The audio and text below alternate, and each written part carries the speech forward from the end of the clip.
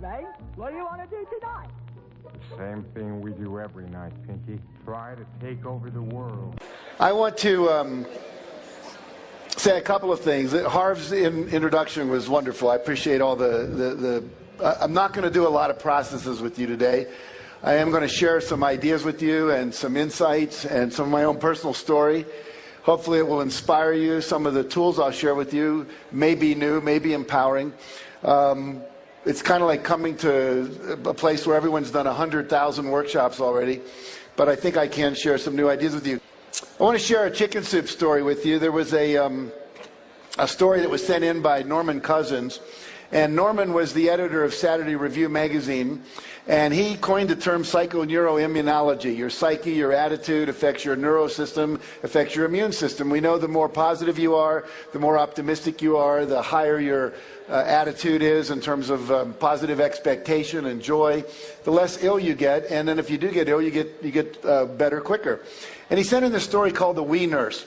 Can I see a show of hands? How many of you have been in the hospital overnight? Can I see a show of hands? Have you ever had a wee nurse? A wee nurse comes in the morning and says, "Did we sleep okay last night? We didn't eat all our breakfast today, did we?" And a favorite one that he hated was she'd come in and say, "We haven't had our bowel movement yet today, have we?" And this "we" thing irritated him. And one day he decided he wanted to get back at her. So she came in and she had a little plastic cup. She said, "We need a urine sample." And he said, "Okay, if you'll leave the room, we'll make one." So she left and went out in the hall. And he looked over on his breakfast tray, and there was a glass of apple juice, which he had not yet drunk. He took the apple juice, poured it into the specimen cup, rang the little buzzer. She came back in. He handed it to her. She looked at it and said, "My, we're a little cloudy today, aren't we?" He said, "Here, give it back." And he grabbed it back from her, took the cap off, and then proceeded to drink the whole thing down and said, "Let me run it through again for you. I'll see if I can make it come out clearer this time." Now, I was over in Bangkok. How many of you have been to Bangkok, Thailand? How many of you have seen the Golden Buddha? It's one of the 3 tourist attractions. You always see the Jade Buddha, the Golden Buddha, and the reclining Buddha, and that kind of thing. And this Buddha is 10.5 feet tall of solid gold. The gold value alone is about $196 million. That doesn't even count the artistic and the historical value. And when my wife was taking that picture, I was over next to I'd say about 5 feet away. There was a big glass case. And in that case, there was a piece of clay about 1 foot wide, 2 feet tall, 2 feet thick. And it said that in 1953, they did not know there was such a thing as a golden Buddha. They were moving this large clay Buddha from one side of Bangkok to the other to make room for a road that was coming through. And as they picked up the Buddha with the crane, because it was very heavy, a big crack went down through it. And as the crack went down through it, the head monk got scared and he lowered the Buddha down. And he said, "We better take a look at it and see if we've done any damage to it." And it started to rain, so they put a canvas over it to keep it dry. That night, the monk came out and he shined a flashlight in to see if it was staying dry, and something reflected back from inside the crack. He said, "Clay does not reflect light. There must be something else in there." And so the next morning, they chipped away in behind where they wouldn't see it if they made a mistake, and lo and behold, sure enough, was this golden Buddha. And their best theory is that 300 years earlier, when the Burmese were attacking Thailand, the monks of this monastery covered up the golden Buddha with clay to make it look worthless so they wouldn't steal it. They also think all the monks were killed in a massacre, and the secret died with the monks.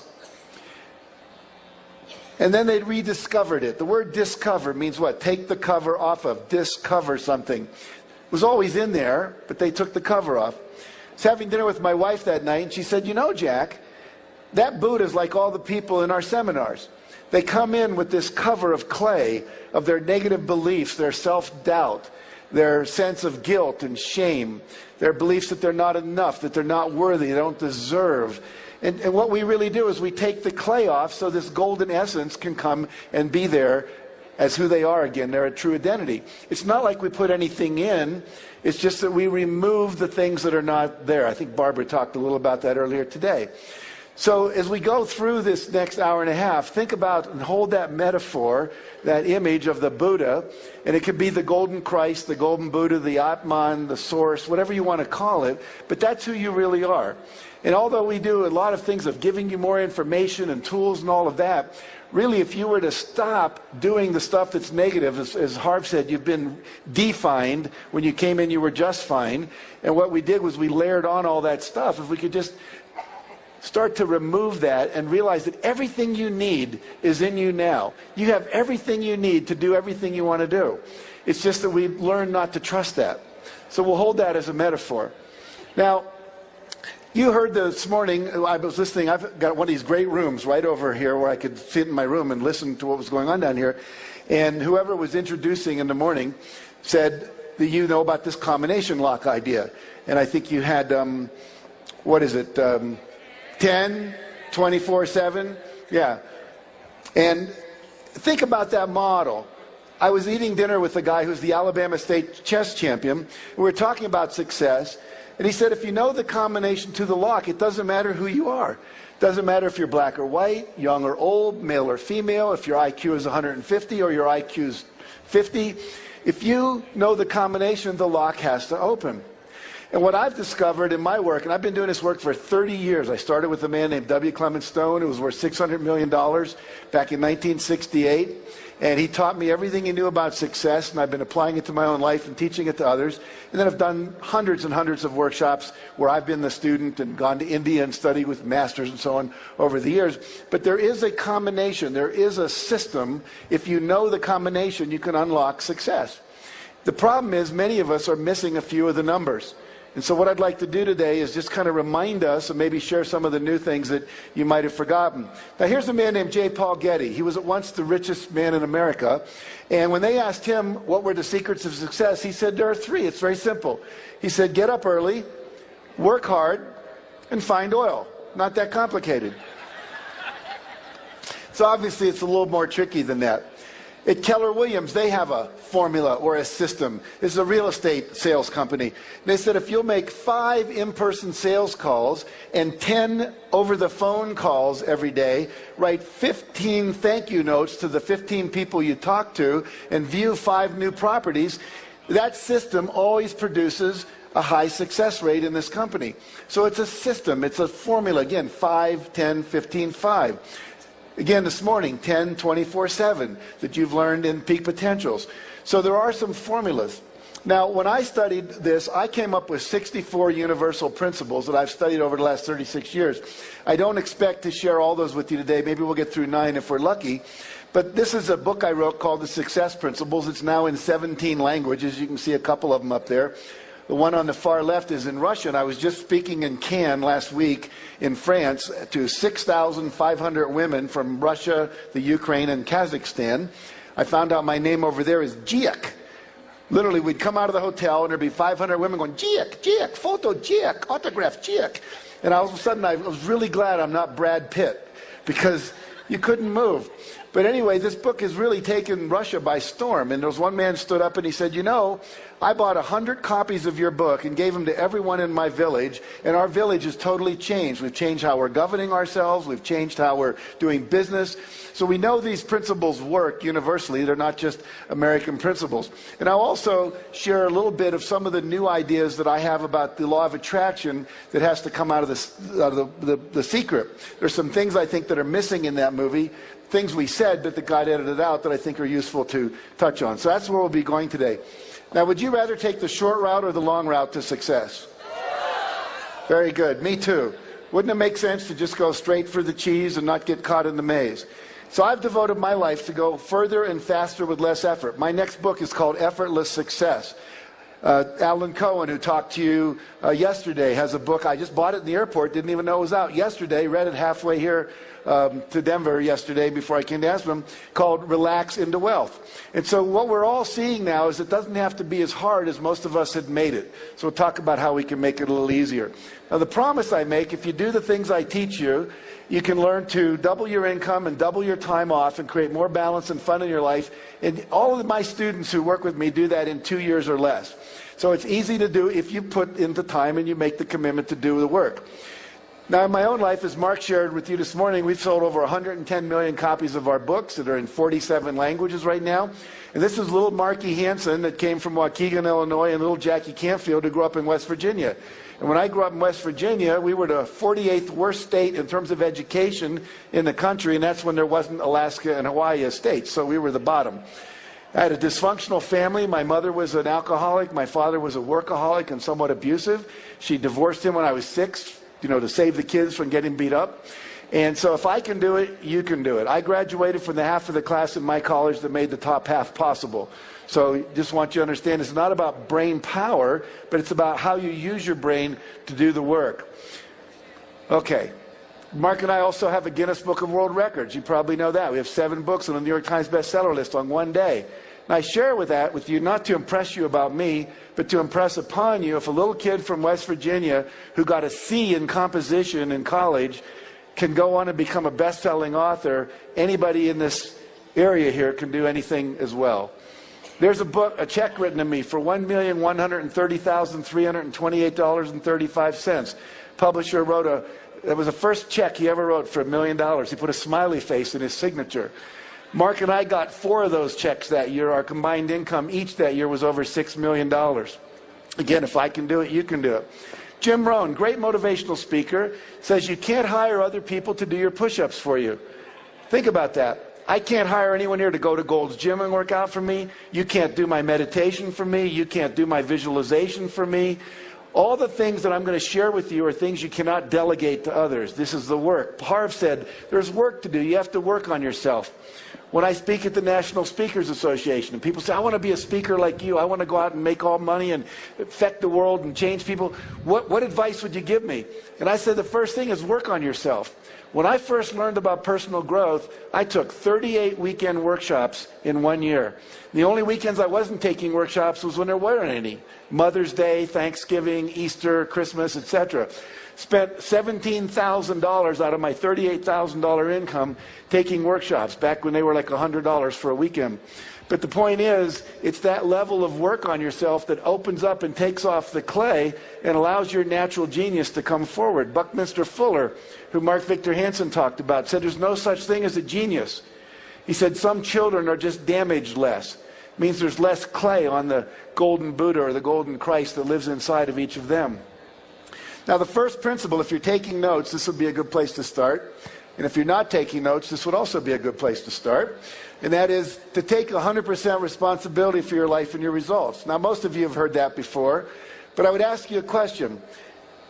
Have you ever blamed anyone for anything in the last year? We get mad perhaps at the president or the economy or the oil prices, or we blame other people for our not being successful. You literally have to give up all blaming and take 100% responsibility for your life, that you're creating it the way it is. You have to give up complaining. Complaining means I have a reference point for something I prefer that I'm not willing to risk creating. If I was complaining about my wife, it would mean that I have to have a reference point of someone better out there that I would rather be with, that I'm not willing to risk leaving my wife to go be with. Or I'd have to risk working with my wife and sharing with her there were things I didn't like about her that I would want her to change, and that might create a conversation that might be a little bit uncomfortable. But without taking that risk, I can't create what I want. If all the women in the world tomorrow died except for my wife, and I came to work, would I be complaining about my wife? No, I'd be going, hey, there's only one woman, and guess what? I got her. You only complain when there's a possibility of something better. Complaining tells you there's something I want I don't have, and when you complain, that's not an activity that's going to produce it. It's simply something that says I'm going to complain about it rather than do anything about it. Give up all justifying for why you didn't achieve your results, all defending your positions that don't work, and all excuse making. Now, I met this kid named Matty Christensen when he was 11 years old. We were interviewing him for one of our chicken soup books. And he said, if you look at the picture, you'll notice he has no arms past the elbow and no legs past the knee. He's got 2 prosthetic devices on his knee, from the knee down for his legs and his feet. And he's got a lacrosse stick appended to his arm, prosthetic device, which allows that to be his pitching hand and his catching glove. And at 11 years old, Maddie's baseball team was number 2 in the state of New York, with him being the pitcher. So what that tells us is it doesn't matter what your condition is, you can still choose to create what you want and become a champion. Maddie said to me when I interviewed him, he said, you have to give up all of your excuses and find a way. He says, if you're going to be successful, you have to be solution-oriented rather than a complainer. I was getting a seminar on success from an 11-year-old boy. Now, there are 3 things we have control over in your life: your thoughts, your images, and your behavior and your actions. You know, Harv does a seminar called The Millionaire Mind. It's the idea of our thoughts making and controlling our reality. So I want to look at thoughts with you for just a minute. We'll see how the weather holds out here. Hopefully we'll make it through this. What I'd like you to do is look down at the end of your hand. You'll notice there is a little line that goes across your wrist. Does everybody have like a little indentation, a little wrinkle that goes across there? And you'll have one on the other side as well. And here's what I'd like you to do. I'd like you to line those up perfectly, and then put your hands together like that, but start them so that they're coming directly from that line. And if you're like most people, you're going to find that one of your hands is a little longer than the other. Most of you find that? Take your shorter hand and put it in front of your face. If your hands are the same length when you do that, take either hand and put it in front of your face. And here's what I want you to do. I'm from California, like Barbara, so we do a lot of weird stuff there. So I want you to look at your hand, and we're going to say out loud in unison 8 times, grow longer. Okay? So we're just going to intend for our hand to grow longer. We're going to do it in unison. So here we go. 1, 2, 3. Grow longer. Grow longer. Grow longer. Grow longer. Grow longer. Grow longer. Grow longer. Grow longer. Okay, stop. Now line them up exactly the same as before, and notice what happened.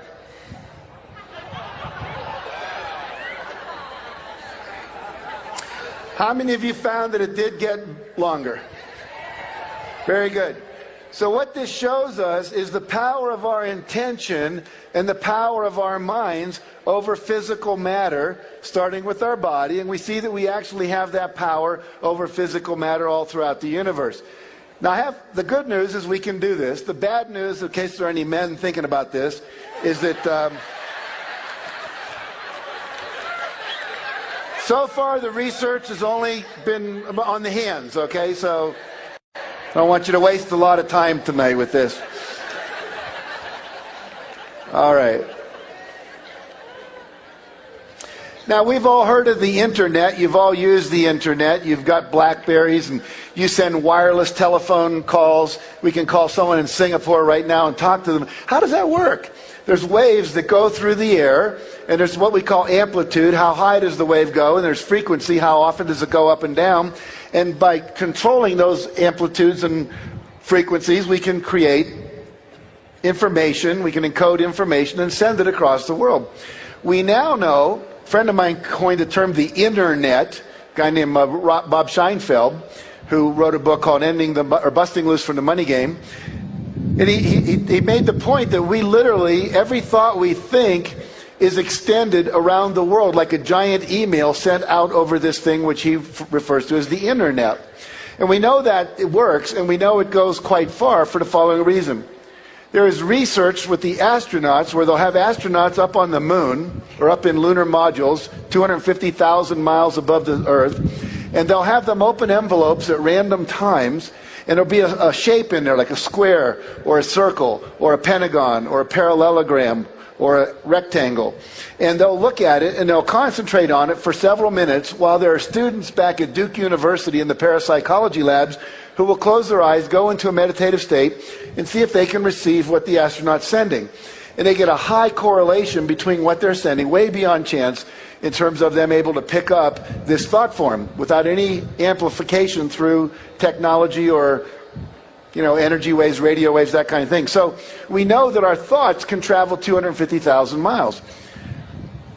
So I love what Ralph Waldo Emerson said. He said, "Great men are they who see the spiritual thought is stronger than any material force, that their thoughts rule the world."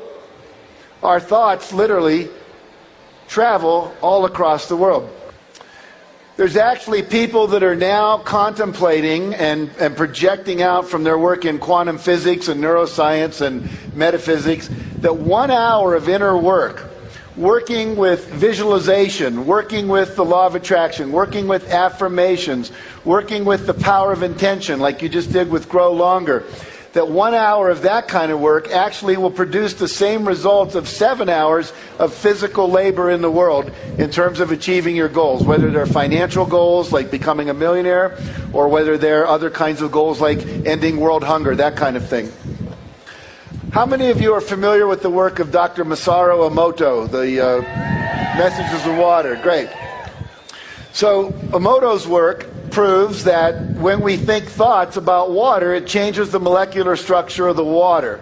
So they would have students send negative energy up to a bottle of water, like "you fool, you idiot," and what would happen, they'll take that water and they will freeze it to 20 degrees below zero, put it in a petri dish, and then they will bring it out, put it under a microscope, and they will look at that water, and as it starts to melt, it forms crystals, or not. When you send negative energy, you get this kind of blobby black formation that occurs. When you send love and gratitude or thank you, you get these beautiful crystals that look like snowflakes. And so we know that one kind of energy, which we call negative critical energy, creates one form, and positive energy creates another. Then he said, how far does this intention to the water extend? So they took 10,000 Japanese, and over a 2-hour period, they sent love to all the water in the world. This was a couple of summers ago in July. And they took water samples the day before and the day after, and look what happened. Here's water taken from Lake Biwa. It's the largest freshwater lake in Japan. The day before, this nondescript kind of energy. 2 days later, we see these beautiful crystals having been formed. Here's the St. Croix River up near Minnesota and Wisconsin. And we see the day before and we see the day after. The day after we get these crystals. Here's the Mississippi River. We're halfway around the world and our thoughts are still affecting the water. And as you know from Masaru Emoto's work, your body is about 80 to 85% water. Although today you're probably more like 75% because you haven't been drinking enough. But the idea is we are water and our thoughts are affecting us and each other. And so what does this tell us about success? Every thought I think, they're not going to buy my product. They won't like my record. They're not going to give me a job. We're not going to find a parking space. You are literally sending out energy ahead of you that's pre-paving the highway you're driving down and setting up the kind of response you're going to get, especially when it deals with individuals, because you're telling them how to think. Then you walk in and they go, nah, they already have a determined kind of attitude toward you based on the thoughts you were thinking before you even met them. Back 30 years ago when I started taking workshops, we would literally bring people into we called it a laboratory or a workshop, sanctuary, and the day before we were having a meeting, we'd bring them in through a people mover and we'd interview them. What is it you need to know about me in order to make a decision? What are your hot buttons? What are your fears? What makes you decide yes? And we would get all this information from them because literally it's all available because all the thoughts they've ever thought are out there as waveforms, like an archive that you can go to on Google or something to pull forward the information. So it's critical that we learn the power of our mind and use it. And I know most of you know this, but it's important to really see how far this extends. So again, your reality is not the cause of your thoughts and your feelings, but your thoughts and feelings are in fact what is creating your reality. Now every thought you send is a vibration. And I want to share a story with you. Mark and I decided one day that we were going to sell 1 million books in one day. No one had ever done that up until then. Since then, J.K. Rowling's done it with, I think, the 3rd Harry Potter book. Now, at that point, there was no model to go after, no one to say, how did you do it so we can model what you did. We simply had a vision and a goal. And we started holding this in our mind every day. We'd see a picture, New York Times headline, Canfield and Hansen sell 1 million books in one day. And we visualized it, we intended it, we put energy into it, we talked about it, we fantasized about it, we believed it was possible. About 35 days later, we're at this conference in New York. We're at this conference in New York where they have the American Booksellers Association convention. And I get on a bus after the convention to go back to the hotel. I sit down next to this woman, and she says, "You're Jack Canfield, aren't you?" And I said, "Yeah," thinking she knows who I am. I'm pretty cool. And then she said, it's your name tag. Kind of reduced my ego a little bit. And then she said, what are you and Mark up to? You're the Chicken Soup guys, right? And I said, yeah. I said, we just decided to sell 1 million books in one day. She said, really? I can help you do that. As fast as I said it, she said, I can help you do that. And I said, really, how? She said, I'm the buyer for the W.H. Smith bookstores. Now, if you've ever been at an airport, most of them have a W.H. Smith bookstore. And she said, what we could do is put all your co-authors, along with you and Mark, in the East Coast around 6 in the morning, and we'll put you in New York and Boston and Washington and Atlanta and Miami, and we'll have you sign books for 2 hours. And then we'll put you on a plane and we'll fly you over to Cleveland and Detroit and Chicago, and then we'll fly you again to maybe Salt Lake City and Dallas, and we'll take you all the way across the country. In the evening, you can be signing books in California and Portland, Oregon, and Washington, D.C. I said, why would you help us do that? She called me dummy at that point. She said, dummy, if I sold 1 million books in one day, don't you think that would make me look like a champion of my boss? I said, absolutely, I get it. Now, a lot of people would say, oh, you were just lucky. That was coincidental that you got this person to sit down next to you. I say, no. We sent out an email saying, Jack and Mark want to sell 1 million books in one day. Anyone who wants to play, please reply. And the way she replied was by sitting next to me on the bus. When you start using the law of attraction, you don't always attract to you the item. You don't get the car showing up in your garage. But what you do get is the resources, the strategies, the magazine articles, the books that people put in your hand, the seminars they tell you to take, and people like this sitting down next to you saying, hey, I can partner with you and we can make this happen. And that's happened over and over and over and over in our life. A couple of months ago, I said, I want to go to the Olympics in Beijing. I'd never been to the Olympics except in LA for one day. I said, I want to go. 30 days later, I'm walking into a company that I do some speaking for called Isogenics to give them a big motivational talk. And as I'm walking in the back of the room, this Chinese guy walks up to me and he says, are you Jack Canfield? And I said, yeah. He said, have you ever spoken in China? I said, Hong Kong, but not mainland China. He said, how would you like to do that? I said, great. I said, even more importantly, I'd like to get tickets to the Olympics. He says, oh, that's a done deal. I can get that for you. He walked up to me. So literally, you'll start having these people come into your life. There's actions you have to take, but it gets very, very exciting. So we want to use the internet. I just told you that, so we'll move on here. Now, you may remember in the movie The Secret, it talks about the 3 steps. Ask, believe, and receive. And I want to take this ask part a little deeper today. So the success principle 2 that I write about in my book is called Decide Exactly What You Want, which is the asking part. Having preferences, having desires, setting goals, having a vision, having objectives, becoming a millionaire, whatever it is that you want. Now remember in The Secret, it says talk about what you want, not what you don't want. I was interviewing a woman, a counseling client, and she said, I want you to teach me how to use the law of attraction to get the perfect guy in my life. I said, great. Describe your perfect guy.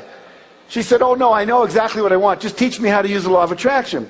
I said, I will, but I want to make sure you've got this right. She said, okay.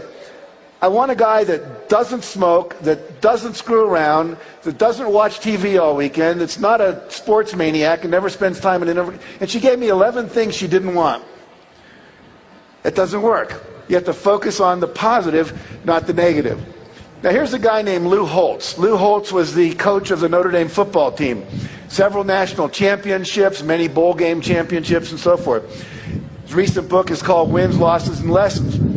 Now I wrote a book, or edited a book, a year ago called You've Got to Read This Book. And I interviewed 55 people, along with Gay Hendricks, about the book that had changed their life. Was there one book that changed your life? And he said, yes, there was a book that changed my life. It was called The Magic of Thinking Big by David Schwartz. I see a few people are clapping. You've read the book. Exactly. Now, in that book, David Schwartz says you should make a list of all the things you want to achieve before you die. And he recommends a list of 100 things. I know Mark mentioned that this morning. So Lou Holtz had just lost his job. He was an assistant football coach, lost his job, and he was home, and his wife had to go back to work as a radiologist to make enough money to feed them. And one day she came home and she said, I was in the supermarket and they had this book for sale called The Magic of Thinking Big. Why don't you read it? So he read it. He wrote out 107 goals that he wanted to achieve. And when his wife came home at night, He was real excited, and he showed it to her. He said, honey, look, 107 things that I want to achieve in my life. Thank you for this book. It's got me real excited. Why don't you read my list? So she read the list. Then she said, at the end of the list, she said, Lou, you need to add one more goal to the list. He said, what's that? She said, find a job. Find a job, Lou. We need to have a job. Now he had 108 goals. Lou's now in his 70s, and when I was interviewing him, he said, I have achieved 102 of those 108 goals. And those goals included winning a national football championship, eating dinner at the White House with the sitting president, meeting the Pope, going to the Vatican, appearing on the Johnny Carson late night show. All major goals. Landing a plane on an aircraft carrier was another one he had. Now, what he said was the goals give you direction. They give you a sense of movement in your life. John Goddard is another person we wrote about in the first Chicken Soup for the Soul book. He set 127 goals when he was 15. He's now in his 70s. He's achieved 115 of his 127 goals. So I really want to have all of you do that as a way to get clear about what it is you want in your life. If you've not yet done that exercise, sometime before you get home, on the plane home or whatever, start to think about what would be 101 goals that I want to achieve. When I was interviewing General Wesley Clark, he said it doesn't take any more effort or any more time to dream a big dream than it does to dream a small dream. Barbara today was talking about dreams of changing the world, of bringing your influence and your essence, your contribution out into the world. Big dreams. Mark talks about ending hunger and biofuel, and today we're doing the Live Earth, and we're talking about creating a sustainable planet that's ecologically feasible, that has social justice for all, and that has economic sustainability for everybody. Those are huge goals. Let your goals be as big as you want, but don't make them bigger than you want, because you don't have to. In other words, trust what you want to do. Walt Disney said, if you can dream it, you can do it. You're not allowed to have a dream that you don't have the capacity to create, either through your own efforts or the efforts of gathering a team together. How many of you have a GPS system in your car? How many of you know what a GPS system is? Yeah, it's simple. You get in my car, I have a Lexus, I get in there and I punch in an address. I can punch in an address in Colorado and it will provide a map for me all the way from where I live in Santa Barbara to Colorado. I don't have to know the way. And the same is true for you. Once you set a goal, the how will show up. Too many of us are concerned. We won't set the big goal because we don't see how we can do it. We don't want to look like an idiot. We don't want to commit to something and be foolish and be disappointed one more time. You do not have to know how. You only have to know what it is you want. And if you're clear about that, then the how will show up. I love this metaphor. I know Harv used it in his seminars and I use it in mine too. It's that if you drive in the dark, and I put this into The Secret, you may remember, if you're driving in the dark, you only see the next 100 yards ahead of you. That's all you need to see.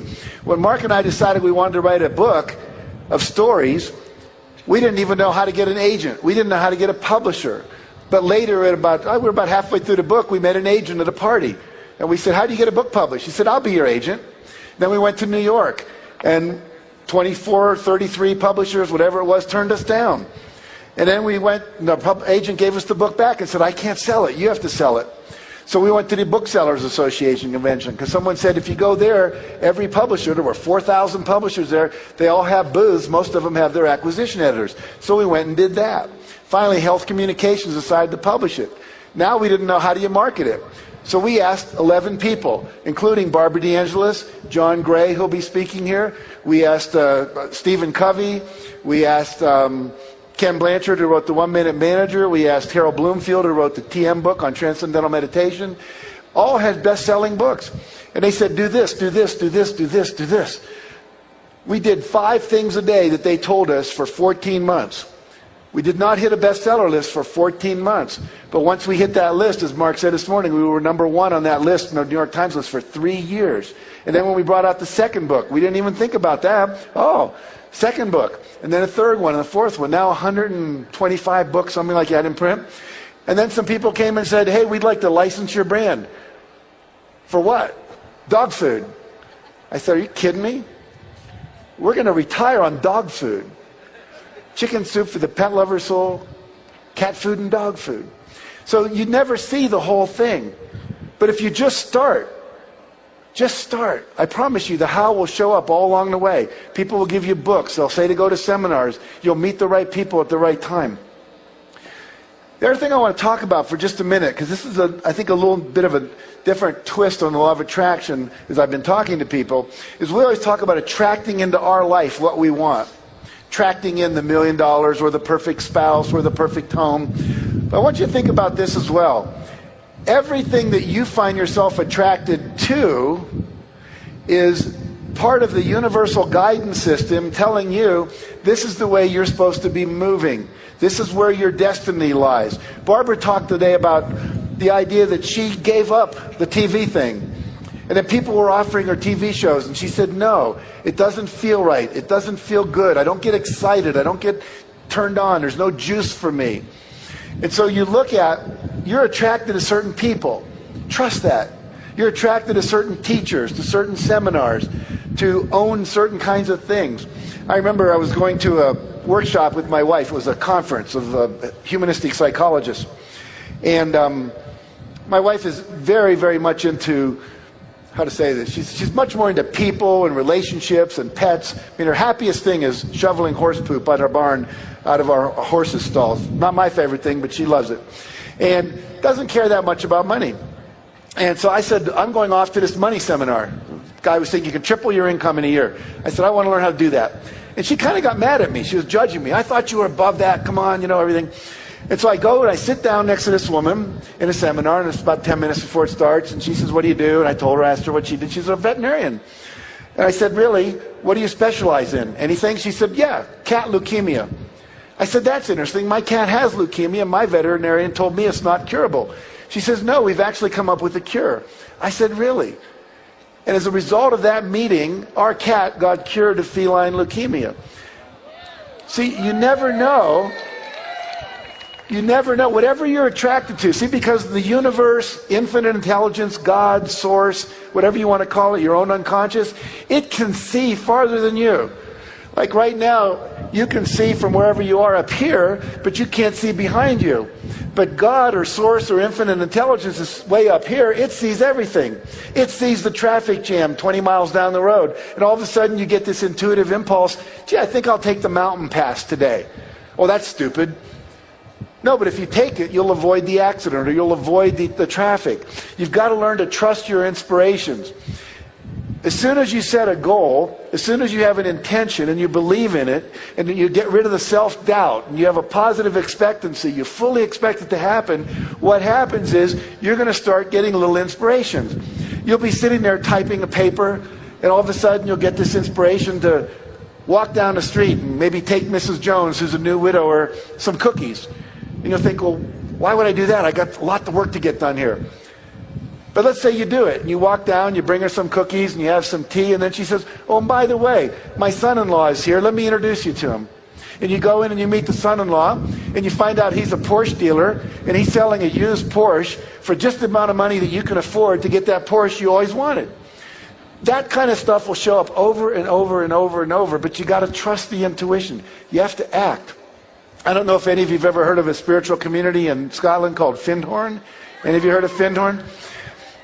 The guy who started Findhorn with his wife, Eileen Caddy, his name's Peter Caddy, tells a story of drinking tea with his wife and getting this, he just got this intuitive flash, he should go see his friend Bob. And he didn't act on it for an hour. It was an hour later he got up and he drove into London or wherever it was, and he got there and Bob had died 30 minutes earlier. And he said, I learned from that moment, when I get an inspiration or an intuitive flash, I need to act on it now, right this minute. How many of you have had an intuitive insight to do something, didn't do it, found out someone else did it, and made a whole lot of money doing the thing you thought about but didn't do? Any of you ever had an experience like that? Yeah, you've got to take action. As soon as you have the impulse, start acting on it. Now, 3 quick techniques to clarify what you want in life, how to ask clearly. One of them we just talked about, but I'm going to talk about a different one here for a minute. It's called the irritation list. My suggestion is you go back to your home, your house, your apartment, wherever you live, and you make a list of everything that isn't exactly the way you want it. Anything that irritates you. There's never a stapler by the Xerox machine. The screen door never quite closes and the bugs come in. That picture always hangs at an angle. You put it straight and it hangs at an angle again. Or there's a crack in the wall. Or, the kitchen drawers are a total mess. Or you can't find stuff in the garage or the closet. These things don't fit. Those things don't work. Your kid's room's a mess all the time. There's a smell coming out of it. Whatever it might be. Write it down. And then make another half of the sheet of paper and write exactly the way you'd like it to be. Throw away the half of the paper about what you don't want, and then go and fix everything so you get exactly what you want. Take a day or two and schedule it. Clean up as many of those little things as you can. And people go, well, why should I do that? I want to be a millionaire. I'm focusing on world peace, and you want me to be worried about my sock drawer? And the answer is yes. Because when you don't get exactly what you want in the little areas of your life, what you do is you slip into a state called resignation. You start believing you can't have it the way you want it. You actually numb out your awareness to not see that thing anymore. Have any of you ever noticed if you have a little crack in the wall and you don't fix it within a month, you stop noticing it? And then a year later, someone says, you got a big crack in your wall. But you stopped noticing it. It just became part of the background. Most people are going through life resigned, settling. Most of us are settling. Now, most of you here are not. You've made a choice to go for your life and create it the way you want it and believing you can have what you want. But do this irritation list, clean up all the little things, and the big things commit to at least one a quarter that you're going to get rid of. And then you can set a date for cleaning out the garage, or you can set a date for the new filing system, or getting the car that works, or whatever it is that's important to you. The second thing we already talked about, the 101 goals list. Make sure you do that. Have you seen that book, 1001 Places You Should Visit Before You Die? I mean, right there is a whole bunch of stuff you can put on your list. And we just knocked off southern France, Nice, Saint-Tropez, topless beaches. What else do we have on the list? But it was a lot of fun. 3 years ago, my son said, Dad, you always talk about taking me to Europe. When are you going to do it? And so we went to London, Barcelona, and Paris and spent 4 days in each city, just me and my 16-year-old son. Had a great time. We had it written down. He knew it was there. And because it was there, it actually ended up happening. The third thing is called the vision exercise. Most of you know about the power of vision, but I'd like to just share this with you real quickly. You focused a lot about finances, millionaire mind. How much money do you want? Financial independence, never have to work again. Also look at your business and career goals. Maybe you want to open up China as a market. Maybe you want to be the salesman of the year in your company. Maybe you want to have a whole different career path that you want to go toward. Maybe you'd like to win an award or be elected president of your professional association. What's your vision for your ideal business and career life? Most people have that stuff down. But how many of you have goals for how much fun you're going to have this year? What kind of fun you're going to have this year that's measurable and specific in your vision of your life for the next year or the next 2 years or the next 5 years? You need to have your fun time goals. My wife and I, at the beginning of every year, schedule all of our vacations. We take about 10 long weekends, 4-day weekends. This year we're taking 5 week-long vacations. We just finished one in the south of France. In August we're doing a week in La Jolla with my family. We just came back from Africa in March where we spent a week, and so on and so forth. Schedule the time, because otherwise it never happens. Maybe you want to take salsa dancing lessons. Maybe you'd like to take an improvisational theater class. Maybe you'd like to do stand-up comedy. All kinds of wonderful things you can do, but you've got to schedule them into your life. Health and fitness goals. Do you know what your cholesterol level is? Have you got a goal for that? Do you have a goal for maybe competing in a marathon or a biathlon or a triathlon? Or maybe 1 year in my health and fitness goals was to get rid of my toenail fungus. Any of you ever have that yellow toenail fungus? And most people just settle for it. Oh, it's old guy's toe disease. Nothing you can do about it. Well, if you take olive leaf extract long enough, you can get rid of it. And that became my goal, one of my goals for the year. So health and fitness goals. Relationships goals. How many of you have written goals for the next year about what you want to accomplish in the area of relationships? Just curious. See a show of hands. Not too many. 1 year mine was create 5 new male friends. We just moved to Santa Barbara. And what happens for most men is if you have kids, you move to a new town. Your wife goes and takes the kids to school. Your kids form friends. Your wife gets to know the parents of your kids' friends, and that becomes your social network. And I didn't like any of the husbands of my wife's new friends. It just didn't interest me. And none of them were into personal growth. None of them were meditating. None of them had a sense of larger purpose in the world. They just were boring to me. And so I made a goal to have 5 really close friends by the end of the year. So it wasn't just casual, it was a deliberate intention. And as a result of that, a strategy came up when I was meditating a couple weeks later.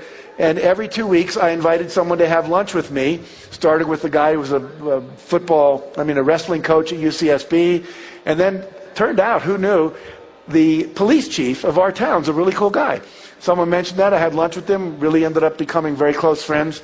And so on and so forth. So now I have guys I play poker with, people we play bowls, which is a fun game, like bocce ball kind of thing. I have other people that I meditate with, and we do personal growth things together, and so forth and so on. But it was a specific goal for the year in terms of relationships. And then the area of personal. Personal would be personal growth, emotional growth, things you want to do that grow you. It could be learning to play the piano. It could be learning French. We heard Art Linkletter speaking, I think, like 9 languages. So what are your goals in the personal area? And then finally, have a vision for your life in terms of contribution and legacy. I want to share a story about this part. There's a man named Kenneth Baring who used to be a co-owner of the Seattle Seahawks. He was worth about $500 million at the time. I don't know what his net worth is now. It's probably increased. And he said his life went through 4 stages. The first stage was called stuff. He said, I wasn't happy, and I figured if I had a lot of stuff, I'd be happy. So he got a lot of money, made a lot of money, bought a lot of stuff. He had a private plane, a private yacht. He had the big house. He had the fancy cars. He had everything he wanted, art collections, great wine from around the world. And he said, I still wasn't happy. Well, I figured maybe I needed better stuff. So he said, the next stage of my life, I just bought a bigger plane, a bigger yacht, a better house, better wine, more expensive this. I still wasn't happy. And he said, well, maybe I was collecting the wrong stuff. And so I created the phase of my life called different stuff. And that's when he said, I bought the Seattle Seahawks. He said, maybe if I own a professional football team, that'd make me happy. So I still wasn't happy. And then he got a call from a friend who said, I'm going to go over to Bosnia, and we're going to take a plane full of wheelchairs, and all these kids that have either been born malformed or have lost their legs to landmines, we're going to give them wheelchairs, because wheelchairs give them mobility and freedom. And so he got in the plane with his friend, and they flew over to Bosnia, and he got off, and they were putting all these kids in wheelchairs. And he said, I picked up this first kid. He was about 11 years old, didn't weigh much. He was real thin. And I put him in a wheelchair. And I went to turn away to get another wheelchair, and the kid wouldn't let go of me. I turned back around, I looked down, and there was tears coming down his face. And he said, please don't go yet. And through an interpreter, he said, I just want to look at your face so I can memorize it. So when we meet again in heaven, I'll be able to thank you one more time. And he said, I started to cry uncontrollably. And he said, it was the first time in my life I felt pure joy. And as a result, Ken came back and he started the Wheelchair Foundation. They've given away over 400,000 wheelchairs to kids around the world. And he said, I've never been happier in my life. And now he's created a new foundation because one of the biggest problems in the world is lack of clean water. We have thousands and thousands of people with all kinds of diseases and cataracts, all because they don't have clean water. And so he started a new foundation. He said, I've never been happier in my life, and he calls this last stage of his life purpose. And he actually wrote a book called A Life of Purpose. The point being, and several people have said this, the real joy comes from giving. Bob Proctor, I know, will talk tomorrow about this. I love this idea. He said, it's critical that you make a lot of money. He said, money is very useful. He said, without money, the good you can do is limited to your physical presence. See, I can show up at a homeless shelter, and I can hold kids, and I can read stories, and I can brush people's hair, and I can do lots of stuff, but it's limited to my physical presence. But when you have money, as Mark does, and I do, and many of the speakers up here do, and we give away millions of dollars. We planted over 1 million trees in Yosemite National Forest, figuring we certainly used up a lot making books. So we thought we ought to put a few back into the ground.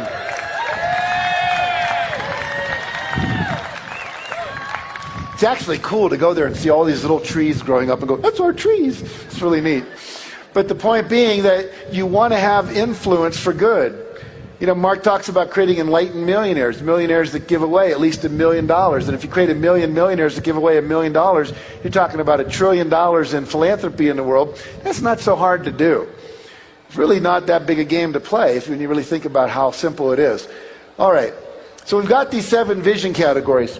What I'd like to do with you for just a moment is I'd like you to close your eyes and trust that your stuff won't blow away in the wind here. And I'm going to mention each of these categories. I'm going to be silent for 30 seconds. And what I'd like you to do is just let come up from you, from the internal natural child, from your inner self, your high self, the part of you that knows what you really want, to come up with, what do I really want in that arena of my life? And I would say, think in terms of the next 2 years. So 2 years from now, what would you like to say you've accomplished financially or career-wise or so forth? So just a little bit of going inside, so you're not listening to me and just being a speech. We'll kind of just take it inside a little deeply. So take a deep breath, close your eyes.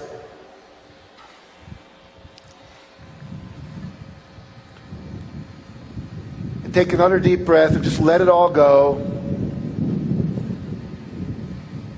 You can feel the wind on your face. A little bit of moisture. Remember, whenever it rains, it's cleansing, it's cleaning out the old, bringing in the new. In Hawaii, they say whenever it rains, it's auspicious. It's the God's way of blessing the event. So we're going to get a real blessing now. So think of the area of financial. What do you truly want in your deepest heart financially for yourself 2 years from now? What would you like to have accomplished? What's your vision for that? And then think about the area of business and career. What do you want to accomplish? What's your vision for what you will have been able to achieve 2 years from now?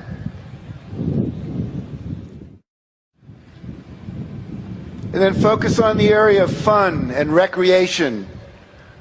2 years from now, what do you want to say you've done or experienced in terms of really having fun or recreation, travel, anything in that arena? And then think about the area of health and fitness. What do you want to have accomplished in that area of your life? Maybe it's weight loss. Maybe it's more vitality, more flexibility. Maybe a better diet that you're now eating. Then think about the area of relationships. What do you want to have accomplished in the area of relationships? And then think about the area of personal. What do you want to have accomplished just because you want to do it in terms of personal growth or development, spiritual development, education? And then finally, the area of contribution. Where do you want to volunteer? Where do you want your money to go? What do you want to be different in the world because of your efforts? Very good. Then go ahead when you're ready. Open your eyes. Come on back. And when you have a moment, perhaps not now because it's a little challenging, but make sure you write that down. Get it down on paper. Share it with your partner. Put it up on the refrigerator. Look at it every day. What I do is I have 3 goals in every one of those arenas. So I have 21 goals every year. And then I make a 8.5 by 11 sheet with a picture. I either get it from Google Images or I pull them out of magazines. I put them under a page protector and I write a little affirmation over it with a specific measurable goal. Then each day I go through that and I look at it and I visualize it and I feel the feelings I would feel if I already had it.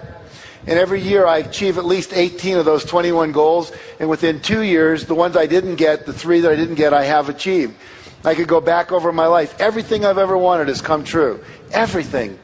Now, I'm still working on bigger goals like transforming education, world peace, ending hunger, but those are all moving along quite nicely in terms of the measurements that we're doing in the world of those things. Now, the next step, obviously, and we won't do that here either, but you've got to set measurable goals. How much by when? Want to be wealthier? How much? Be specific. So I'd like to double my income because I will earn $350,000 by midnight, December 31st, 2008 at 5 p.m. Specific. I'd like to become a millionaire. I will have a net worth of $1 million by midnight, December 31st, 2009 at 5 p.m. Like to lose weight and get fit. Might be I will weigh 190 pounds and complete a 10K run by December 30th, 2007. I want to look at the law of attraction with you just a little bit. We know the law of attraction works like gravity, which is always. I just got asked the other day, we were filming a PBS special. It's going to be a pledge drive special. I was in Boston doing that yesterday. And one of the questions that got asked from the audience was, well, what about Darfur? And what about Katrina? And what about 9/11? I'm now coming to believe, and I didn't believe this 3 years ago, but as more I study law of attraction and hang out with the other people teaching it, I'm now beginning to believe that everything is attracted into our life, either by our behavior, by our thoughts, by our fears, by our fantasies, the things we talk about, the things we watch on TV, and we go, oh, I hope that never happens to me. Or we watch a movie like Blood Diamond and we see all this violence over diamonds and we get really upset about it. We actually create more of everything we have intense feelings about. So literally, I want you to act as if you're creating everything and become really, really, really, really disciplined about what you think, what you read, what you watch, what you talk about. I was with Mark Victor Hansen in New York about 3 months ago. We were getting some awards for books, some convention, and we went out to dinner afterwards about 10 o'clock, and we talked till about 2 in the morning. And literally, in that 4 hours, neither one of us said one negative thing about anything or anybody.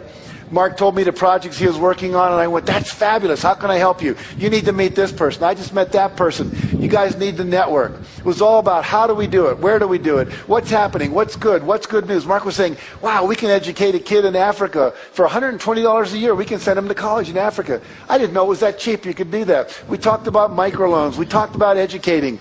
We talked about some research that shows the fastest way to end hunger in the world is to educate young girls in rural villages.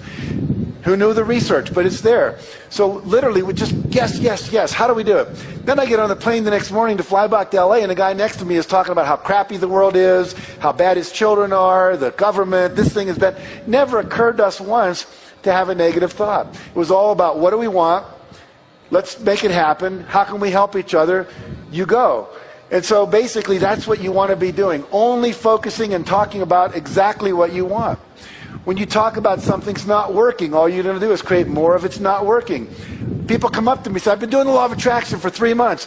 I still don't have my car. It doesn't work. Well, what you're focusing on is it doesn't work. And you're going to get more of it doesn't work. What you want to focus on is where it is working. Hey, I wanted to get a place by the window at the restaurant, and I got it. You know, some people keep what they call a manifestation journal. At the end of every day, what did I manifest? Well, how's it working? And what we know is what we focus on, what? It expands. And so you want to focus on only that which is what you want. Okay. Whatever you think about, talk about, and fantasize about, or give your attention to, you're going to attract more of. So you really have to become deliberate and intentional. Now, 3 stages we talked about. Ask, believe, and receive. So I want to move into the next section here in a moment. We're going to talk about believing, and we're talking about creating a vibrational match for that which you want into your life. You must always be feeling good. Anytime you're feeling good, you attract more into your life to feel good about. When you're feeling bad, when you're upset, when you're pissed off, when you're resentful, when you're scared, when you're in doubt, you're actually pushing away all the things that are waiting to come into your life. Most of what you want is kind of sitting out there in the parking lot waiting to come in, but when you're talking about negativity and you're criticizing other people, it's pushing it away. And the faster you can get over that, the faster you'll manifest stuff into your life. So the more we can be in gratitude and abundance. Let's talk about gratitude for a minute. When you watch the movie The Secret, you saw about the gratitude rock that Lee Brower uses in his life. John D. Martini never gets out of bed until he has a tear of gratitude. Sometimes he says, I'm in there for an hour, just focusing on what I'm grateful for, but until that tear comes out of my eye, I do not get out of bed. And John is a millionaire, probably 100 times over. Started out as a dyslexic kid. He was basically dying when this person took him under his wing and gave him an affirmation, which was something like to the effect of, I am a wise person and everyone I touch is benefited by my wisdom. And now, John has read every book ever written by any Nobel laureate in any field in the last 10 years. And he's a genius at what he does. Whereas before they said, you got to drop out of school, you're ADD, and at 14 he dropped out of school. Gratitude. Rhonda Byrne, when she wrote the book The Secret, she said, I didn't start to write until I had so much gratitude in my heart that I would have a tear come down my face. She said, as soon as I was in that space, my fingers were just flying. In a book, she wrote that book in like 3 weeks. 3 weeks, wrote a book that sold over 3.75 million copies because she was in the space to receive. Because when you're in a space of gratitude, You're saying, I accept that which has been given to me, I appreciate it, and what that does, it opens up a space for more to flow in. The word grace, we say we're under grace, the grace of God. The word gracias in Spanish, gratitude, it's all from the same root word. The more gratitude we have, the more grace we receive that flows through us out into the universe in terms of our creativity and drawing to us that which we want. Abundance and generosity. You want to be always giving as much as you can. Barbara talked about that hugely today. Be in a state of joy. I now teach that at least 1 hour a day you need to take for yourself and do the things that you most love to do. Right now I'm learning to play the piano, so that's what my hour is about. For my wife, it's the horse poop and petting our dog and our cats and all of that stuff. She loves it. She just does. For someone else, it's listening to Bach or Beethoven or listening to Bono or whatever it might be. For someone else, it's painting or gardening. I was doing a seminar up in Canada, and I was actually on a TV show up in Canada, and this woman stood up in the audience, and she said, I have a question. I said, great, what is it? She said, I haven't been happy for 7 years. You're talking about joy. I haven't experienced joy for 7 years. I said, what happened 7 years ago? She said, my husband died. I said, really? I said, what did you used to do that brought you joy before your husband died? She said, well, I used to paint. I used to garden. I used to play the piano. And I said, have you done any of that in the last 7 years? She said, no. I said, well, here, go home, and tonight I want you to play the piano. Tomorrow I want you to go out and garden, and the next day I want you to buy some paints and paint something. Then I want you to write me a letter or give me a phone call, and I gave her my card. And about a week later I got a call, and she said, I can't tell you how happy I am. Happiness partly comes from doing things that make you happy. And for some reason, most of us spend our time doing the things we think we should do, and we don't go out and do the things that make us happy. So literally make a discipline of doing the things that bring you joy. It's like having a joy diet. And basically, if you can get into joy all the time, like Mother Teresa was, or the Dalai Lama is, or Mark Victor Hansen is 90% of the time, and I am 90% of the time, then things just start flowing into your life at a magical rate. Okay, forgiveness is another big piece. You must forgive, because anytime you're holding resentment, you're not in joy, you're not in love, you're not in inner peace. You have to let go and release. And there are all kinds of powerful processes. John Gray wrote a book about the total truth process. If you can feel it, you can heal it. There's a book on letting go on forgiveness by Jerry Jampolsky. I mean, there's many techniques out there. Find one and use it. The emotional freedom technique, the 5-minute phobia cure. There's a ton of technology that can, in like 5 minutes, you can get rid of a phobia. In 5 minutes, you can get rid of a negative belief, just tapping on certain meridian points. Things that we teach in our seminars, you can go into in greater depth. Be in a state of love. Always expect the positive. Always expect the positive. I basically gave Mark a little feedback. I mean, I think everything he said this morning, but once he said, oh, I don't think Al Gore will ever get 2.5 million people to watch that TV show. I said, Mark, that's a negative thought. Expect the positive. If you don't expect it, it won't happen. So you want to always be in that state of expecting that it's going to show up. Expecting it. I mean, how many of you would call Domino's Pizza, order your pizza, and then call them back and go, are you guys really going to bring it over? You sure? You're not kidding me? Yeah, you really do that. Okay. You know, if you did that 3 or 4 times, they'd put your number on caller ID and they wouldn't take your call anymore. And yet we do that with the universe all the time. I'd like a Porsche. Oh, but I can't afford it. I'd like a Porsche, but, you know, whatever. Now, probably more today we should say, I'd like a Prius instead of a Porsche, right? We're all learning. Some of the things we've been trained to want aren't really the best things for us. And we have to learn some new stuff around that. All right, I'm going to skip over that slide. Here, I love this quote from Tiger Woods. He says, one of the things my dad kept instilling me was the joy of the game. He made it fun for me.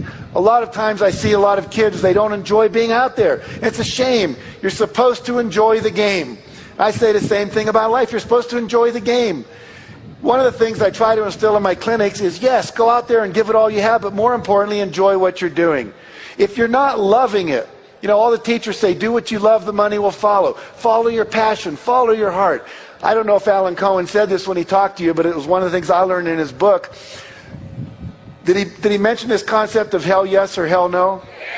Yeah, that's a great idea. If it's not a hell yes instantly, it's called screw it. If you got to be going like, well, maybe, maybe not. I'll make a list. These are the pros. These are the cons. If you didn't get an instant, yeah. I mean, when Lynn Twist, who started the Hunger Project, and I met her about a year ago, said, we bring people over to our chateau every summer, 16 people for a week. I just went. And she said, would you like to come this year's our guest? And it was like, yeah, I want to come. It was like, well, let me talk to my wife, see if we can schedule it. As soon as you're doing that, it's like, it's not good. So you got to be following the excitement, following the juice. Mother Teresa she said, once I asked my counselor for advice about my vocation. I asked, how can I know if God is calling me and for what is he calling me? He answered, you'll know by your happiness. If you're happy, this will be the proof of your vocation. I think it was Thomas Edison said, when your vocation becomes your vacation, then the rest of your life is a blessing. So you want to be doing the thing that you would do, that you get paid for, doing the thing you love to do. In my seminars, I'll have people make a list, 20 things you love to do. When I first did that exercise, I wrote, I love to hang out with really cool people. I love to hang out with intellectuals who are thinking cutting-edge thoughts. I love to open my mail. I love to listen to music. Anyway, I went down my list. Then the seminar leader said, think of 5 ways you could make money doing that. I thought, how can I make money hanging out with really cool people? Well, one of the things I just did 2 years ago, I created something called the Transformational Leadership Council. We have 100 members of people like John Gray, who will be speaking to you tomorrow, and Gay Hendricks, who wrote all the books on relationships. And we get together twice a year for 4 days. And as a result of that, we have now co-ventured all kinds of cool things that have basically doubled my income in the last 2 years. And I'm hanging out with cool people. I'm making money doing the things I thought used to be what you got to do when you weren't working. So you want to keep following that passion. Now, law of attraction says believe. You got to believe it's possible. Trust your internal guidance system. We've talked about that. I want to share with you a story about a guy named Cliff Young. Cliff Young was 61 years old when he showed up at the beginning of a long-distance race in Australia. The race was 875 kilometers. That's about 650 miles. He was wearing overalls. He was wearing construction boots. All the other guys were 25 or 30. They're all in their Adidas, Nike, Puma, Asics running gear. He looks like an old farmer. He actually had galoshes on over his boots, he says, in case of rain. They said, have you ever run a long-distance race before? He said, no. I said, well, why do you think you can do this? Have you ever run a marathon? I mean, this is like 6.5 days. He said, no, but I'm a farmer, and I have to chase my sheep around, and sometimes I have trouble, and I have to chase them for 2 or 3 days, and I don't seem to get tired. I think I can do it. He said, why don't you start with a shorter race? He said, well, this was the only days that were free on my schedule when it was a race scheduled. I said, okay. So all the racers, the gun goes off, and they all take off, and they're really running fast. And Cliff's running like this. They called it the Cliff Young Shuffle. Now, Cliff had an advantage nobody knew about. Cliff had never talked to a coach. He'd never talked to an elite distance runner. He'd never read Runner's World magazine. He never read a book on long distance running. He didn't know that when you do a long distance race, you run for 18 hours, sleep for 6. Run for 18, sleep for 6. Run for 18, sleep for 6. So he was running so slow, when he got up to the part where everyone was gone to bed, they were all asleep. No one told him to stop and go to bed. So he just kept running on by. He ran nonstop for 5.5 days and broke the record by 12 hours.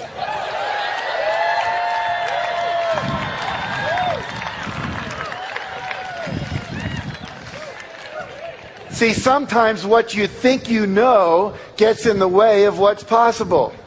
If you believe you can do something, you can figure it out. But you have to believe. You have to believe it's coming into your life. I love this quote. It says, never tell anyone something cannot be done.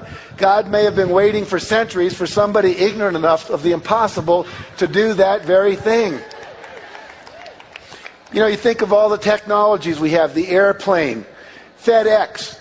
When the guy that put FedEx together, he was an MBA student at Yale, and he presented the paper that outlined the FedEx process. They gave him an F on it and said it's not possible, it will never happen. And now when you think it absolutely positively has to be there overnight, you go what? FedEx. So everything that exists started out as somebody's dream, somebody's idea, and 9 times out of 10, they told you it couldn't happen. Here's a kid named Farrah Gray, 19 years old, born in the ghetto, mother's on welfare. At the age of 6, he starts his first company. By the age of 11, he has 3 companies. Now, they're small. They do things like take rocks, paint them, go door to door, and sell them as paperweights. But he made $50 his first day doing that, which was more than his mother made when she was the housekeeper. And then he got a bunch of kids together, and they would go to older people, and they'd say, we'll go buy your groceries for you and bring them back in our wagons. You just give us a couple of bucks. He gave one to the guy who went to get the groceries, kept one for himself, had a thing going. By the age of 12, he'd created something called the Urban Neighborhood Education Economic Council, called UNIQUE. He was getting businessmen like many of you and Harv and people like that to come in and speak to the other kids who were 12 and 13 to teach them business practices. By the age of 14, he had read a book by Deepak Chopra called The Seven Spiritual Laws of Success. One of them was the law of least effort. In other words, the thing that is the least effort for you, the thing that's easiest to do, that you can't imagine people would pay you for, is the thing that you need to go for, the thing you love to do. He said, what do I love? I love food, and I love kids. So what I'm going to do is start a food company for kids. He said, what do kids like? Kids like sweet things. So he created a syrup, like a maple syrup type thing that his grandmother used to have a recipe for. And in 1.5 years, he built that company up to, now he's all of 16, and he sells it for $1.5 million. He drops out of high school, moves to Las Vegas, starts a newspaper, opens a real estate agency, then a real estate development company. Then he writes a book called The Realionaire at the age of 19, and he's worth tens of millions of dollars. Why? Because he believed he could do anything he wanted to do. He said, if someone else can do it, I can do it. If Harv can do it, you can do it. If Mark can do it, you can do it. If I can do it, you can do it. If Eric Wyanmayer, a blind guy, can climb Mount Everest, there's nothing we can't do. But you have to believe it.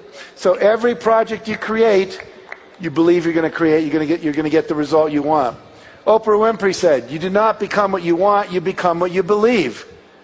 When I was on the Oprah Winfrey show, sitting next to her, the auric field that came out of her, the level of charisma, would almost knock you over.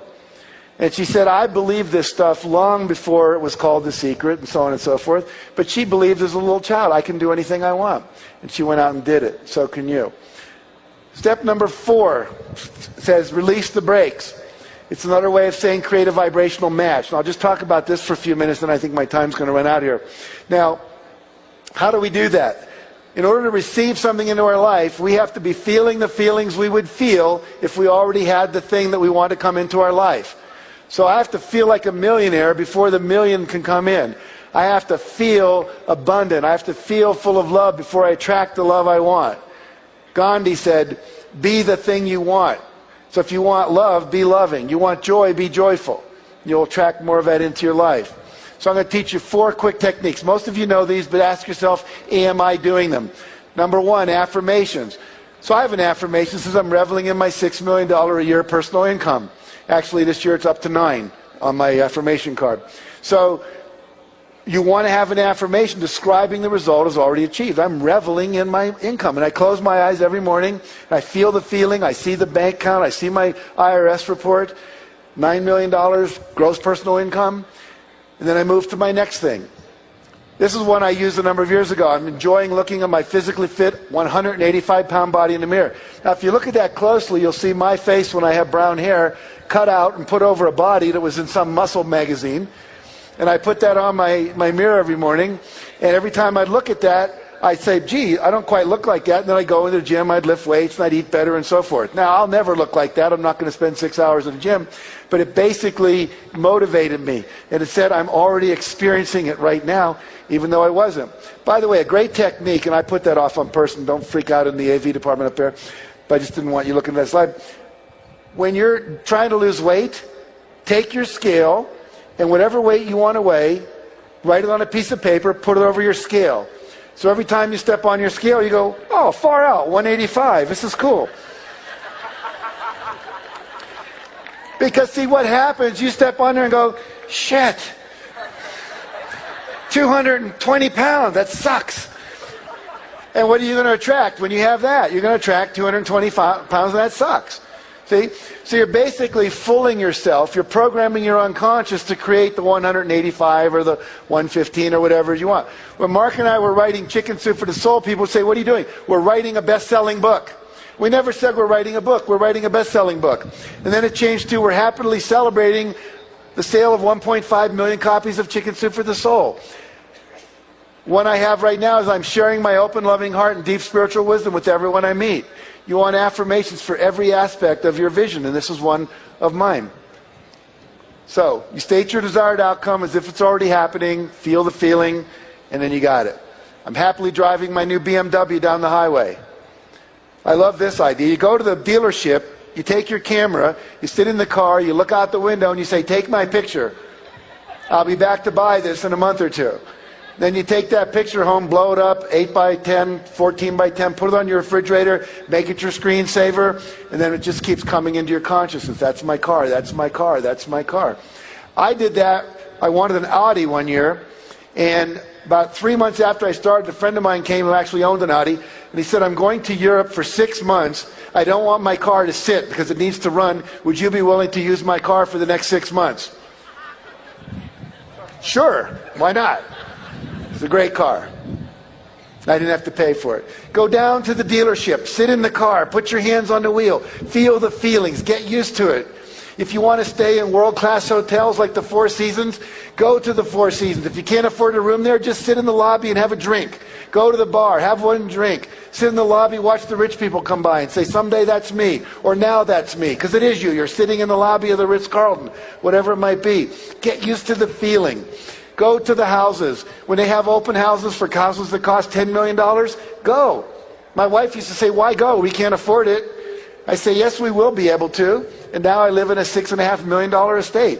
So the point is, you want to get used to the feeling. You don't want to feel uncomfortable. Have you ever been to Rodeo Drive and gone into some of the stores where men's shirts start at like $450? The suits are like $2,000 and up. And you walk in and you go, I don't belong in here.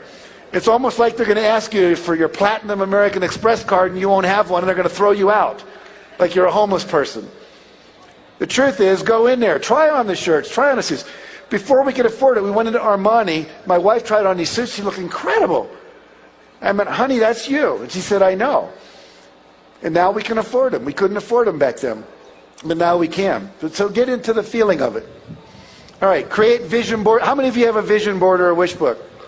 Okay. Here's one, a friend of mine, Rick Kinman. He's got all this stuff on it. Here's this. I love this one. Someone just sent me this. This was a woman who was single. She wanted to be married, and she wanted to get married in Greece. And you see the pictures she had on her vision board. And then she sends me this. 6 months after she made the vision board, she met a guy, he proposed, they got married, and they did it in Greece. Came out of the blue. Mark wrote a book called Out of the Blue. It will come out of the blue. Here's some of the things on my vision board. And there's a picture of Oprah, and I was on her show, millions of dollars. I'm working on that body on the left-hand side.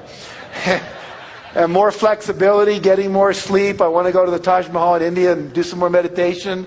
Picture of my wife and I enjoyed, my mortgage paid in full, and so forth and so on. And then I ran across this really cool thing on YouTube. You might want to write this down. There's a guy named Malcolm Cohan, C-O-H-A-N. And he has a thing called Think It's So. You just go to YouTube and type in Think It's So. And what he's done now, he's created a proprietary software package where you can take your pictures from Google and all these places and you put them into this package, and then what it does, it becomes a screensaver that pops up on your screen and works like a PowerPoint presentation that just keeps rotating by. So Think It's So, Malcolm Cohan, C-O-H-A-N. He's an Australian. And once I learned that, what I did, these are just some of the pictures that are in my screensaver now. This one says, I'm feeling exhilarated talking to audiences of 5,000 people or more. I've talked to audiences of 5,000 people or more 10 times in the last 3 months, including 17,500 screaming women at Arbonne. Amazing. A lot of fun. I'm enjoying celebrating total sales of 5 million copies of the Success Principles book and DVD. We are celebrating having sold more than 1 billion copies of Chicken Soup for the Soul books, and we had a person mock up Time magazine cover for us. I'm thrilled to be working with people in positions of power to create a better world.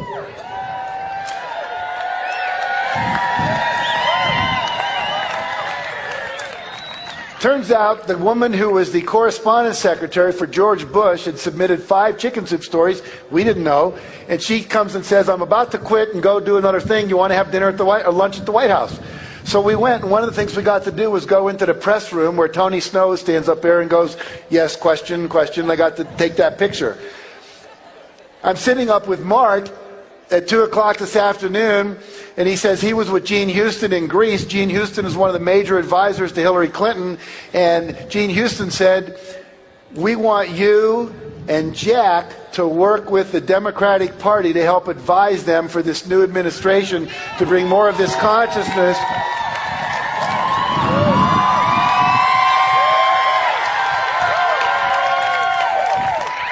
So that was in my dream board, my vision board, my screensaver. I put that in 3 months ago, and now we're getting an invitation to play. I'm enjoying playing golf on 12 world-class golf courses around the world. We just played in southern France on one of them, joyously receiving 26 relaxing massages in 2007, and so on. Third thing, visualization every single day. Now let me tell you a principle here that's critical. It's called the 30-day principle. Research was done at NASA. They had astronauts wear concave lens goggles for 30 days. Concave lens goggles make your world appear upside down. Imagine 24 hours a day for 30 days, everything's upside down. You're trying to negotiate the stairs, your soup, which looks up there. You got to reach down here to eat it. They did this to see if they would become nauseous, if they would lose their ability to focus, if they would become hostile. How would they relate to being in outer space when there was no gravity? That was basically the experiment. What they found that they didn't expect to find was that 25 to 30 days into it, every one of the astronauts, their brain flipped the image right side up again. Even though the image was coming in upside down, their brain flipped it right side up. What the neuroscientists tell us is it takes 25 to 30 days to create a new neural pathway in your brain. It takes 25 to 30 days to lock in a new belief system. It takes 25 to 30 days to lock in a new habit pattern. It takes 25 to 30 days to have your visualization and affirmation start to change the whole way your brain perceives the world. See, your perception is part of what's controlling your reality. Right now, you're not aware of what you're feeling in your right foot, but as soon as I say right foot, you're aware of it. But as soon as I say left hand, that's where your awareness goes. So the reality is all these things were streaming into your brain, but your reticular system was filtering out everything probably but what I was saying. But as soon as I say right foot, it changes. So as soon as you start visualizing, and you do that for 30 days, the reticular system in your brain says, start letting in everything that will help us become a millionaire, or solve world hunger, or work with the president, or whatever it might be. So you want to be visualizing for 30 days in a row without fail, whatever it is you want. Because they did an experiment where on day 15, they had half the astronauts take their glasses off, put them on back on day 16, took another 25 to 30 days before the phenomenon occurred again. So you must do 25 to 30 days. Does that make sense? That's one reason most people's affirmations don't work. It's one reason a lot of the seminars they take don't work, because they don't take the tools and do them every day for 30 days. It's like that 10, 24/7 idea. The repetition over and over locks it into the unconscious and also opens up the perceptual field for you, and also programs universal consciousness out there in the world. Okay, this is one of the most powerful tools that Mark and I have discovered. It's called Act As If. You all know you start acting like a millionaire before you're a millionaire. Here's a cool technique. It's called the Come As You'll Be party. Have any of you done a Come As You'll Be party? Okay, here's what you do. Mark and I went to a party. We belong to an organization we helped create called The Inside Edge. Had 100 cutting-edge people, like Barbara DeAngelis was a member, Tony Robbins was a member, and so forth. And they had a party on the Queen Mary. And what we did was we got there, and they have paparazzi taking all our pictures, and big red carpet. And we had to act as if it were 5 years in the future, and we had achieved every one of our goals. And for 3 hours, everyone had to pretend it was 5 years later. People were walking around with books they'd written. People were walking around, their cell phone would ring, and they'd say things like, oh, that's good. Yeah, buy 5,000 shares. Yeah, no, sell those. Yeah, 10,000 of those. Oh, good. Call you back later. They were trading all these great stocks. I was doing this party with one of my seminars recently, and this kid, 26, was walking around with his cell phone going, Jennifer, I told you don't call me here. No. And then the phone would ring in. Jennifer, leave me alone. No, I know I was the best lover you ever had. I know, honey. I know I was the most sensitive person. Oh, I know you love me. I'm sorry, I just have to move on. Finally, by the end of the evening, he takes one more call. He goes, J-Lo, leave me alone. I'm sick of it. You know? And people were showing us pictures of the boats they owned and the Argentinian ranches they'd bought and the camps they'd set up for homeless children and on and on and on. Now, if you do that for 2 or 3 hours and just stay in that space, that's the most powerful act as if we've ever figured out how to make happen. Go home. If you buy my book, I think it's chapter 11. It's called Act As If. There's a whole section on how to create a come as you'll be party. There's an invitation in there you can mock up and send out to people. But really do that. It's one of the most powerful things you can ever do. Now, let me move this toward closure here. I just want to talk about one last thing. Let me find it for you real quick here. One of the principles that we work with is if you want to learn, you've got to stay motivated with the masters. You know, Harv talked about the masters. And so principle number 8 in my system is stay motivated with the masters. And there's a lot of ways to do that. You come to sessions like this. You take the Peak Performance, ultimate seminar package, whatever. You keep being exposed to masterful ideas and masterful people. Shared that cartoon with you. Here's a guy named Jeff Arch. How many of you know who Jeff Arch is? See, most of you have never heard of Jeff Arch, but you will know him in a second. Jeff Arch, one day, was sitting there and he was miserable. His life sucked. And he said, I'm watching these infomercials on TV and I'm seeing all these people talk about the money they make. And I've always thought that was BS. Didn't work. But, their lives seem to be working pretty well. They got money. They're on TV. I'm not. He wanted to be a playwright. He'd written 2 plays. They failed miserably. His wife said, get a real job. We have a kid coming. And he was running a karate studio and he was miserable. And so what he did was he said, I'm going to buy an audio program. The audio program sold for $149. He ordered it and he listened to it and it changed his life. He said, wow, I got to go for my dream. I have to shoot one more time for my passion. So he quit his job as the karate studio. And he said, I'm going to write one more screenplay or one more play. He wrote a screenplay. And it was about a movie, kind of James Bond, Russians versus Americans. He took it to California. And the day he went there, the Berlin Wall fell. And everyone said, we just don't want a Cold War movie anymore for a while because the Berlin Wall just fell down. Context isn't right. He said, before I listened to that audio program, I would have said, the world sucks. See, this is just one more example. I get screwed. He said, but the truth is, I realized I had just made a decision where I picked a topic that wasn't timeless. And then I said, okay, what's a timeless topic that nothing that changes in the world can change it? He said, love, love, love. Everyone loves love. Doesn't matter what happens in the world about love. Then he said, what's the typical love story? Boy meets girl, there's some problem. Romeo and Juliet, 2 different warring families, can't get together. West Side Story, 2 different gangs, can't get together. Look who's coming to dinner, black guy, white woman. And we can go down a list. There's always this thing, you got to get through it. Finally, they get together, end of story, everyone's happy. He said, what if I do something totally different? What if they don't meet until the last scene of the movie? That's never been done. So he wrote a little screenplay called Sleepless in Seattle. And that screenplay earned him $500,000. And now every screenplay he writes is worth $1 million. Because he's now a Class A, top-tier screenwriter in LA. And what happened was one audio program that changed his life forever. $149 investment turned into $500,000. So success principle number 9 is you got to learn more to earn more. Rhonda Byrne, who did The Secret, her life was miserable. Her daughter came to her and gave her a book. It was called The Science of Getting Rich by Wallace Wattles. How many of you have read that book? You'll hear Bob Proctor talk about that tremendously tomorrow. It's the book that changed his life. It's the book that later I read after Think and Grow Rich and other books that changed my life. She reads this book. She gets so excited about it. She says, why doesn't everyone know this?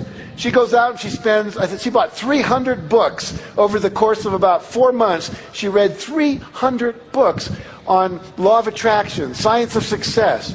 Her investment was probably close to $1,000. Maybe more, a couple thousand, $3,000. Now she goes and she makes a movie called The Secret, and what happens is that movie costs $3 million to make. They've sold over 3 million copies.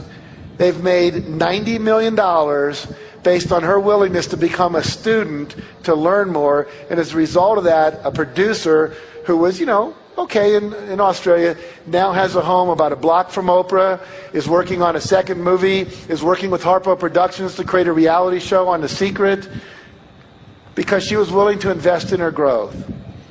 Here's somebody who read my book. Look at all the little tabs in there. They've studied it more than I did. It's amazing. We've talked about a couple of principles of success. It's just the tip of the iceberg. So, final story. Woman calls her minister. Says, Reverend Jim, I just came back from the hospital and they've diagnosed me with terminal cancer.